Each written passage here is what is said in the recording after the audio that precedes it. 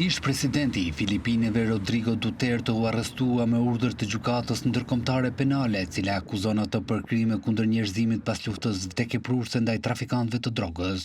80-vjeçari u vendos në paraburgim mëngjesin e së martës pak pasi mbërriti në aeroportin Manila, pas një urdhër arresti të lëshuar nga Interpoli, tha zyra e presidentit Ferdinand Marcos Jr. në një deklaratë. Disa orë më vonë, një avion që mbante ish presidentin e Filipineve u ngrit nga Manila për të udhëtuar drejt Hagës. Në një video të postuar në Instagram nga vajza ish presidentit nga baza ajrore Villamar e Manilas, ish udhëheqësi vuri në dyshim arsye të arrestimit të tij. Cili është ligji dhe cili është krimi që kam kryer, pyet ai në video. So, what is the law and what is the crime? Unë jam sjell këtu jo me vullnetin tim, është i dikujt tjetër. Duhet të përgjigjeni tani për heqjen e lirisë, shtoi ai. Legal basis for my being here.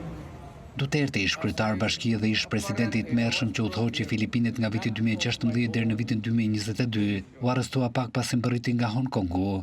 Arrestimi i tij konsiderohet një hap i madh nga gjykata penale ndërkombëtare për rreth 30.000 vrasje, ndërsa autoritetet kanë pretenduar se shifra është rreth 6.000. Arrestimi i Dutertes vjen pas disa vitesh kur ai tallte gjykatën ndërkombëtare penale, nga e cila tërhoqi Filipinet në mënyrë të njëanshme nga traktate themeluese në vitin 2019, ndërsa ajo filloi të shqyrtonte akuzat për vrasje sistematike pa gjyq. Grupet e të drejtave të njeriut pretendojnë se policia filipinase dhe vigjilentët në terren vranë të dyshuar të paarmatosur për drogë në një shkallë masive në urdhrin e Duterte, akuza që autoritetet i kanë mohuar.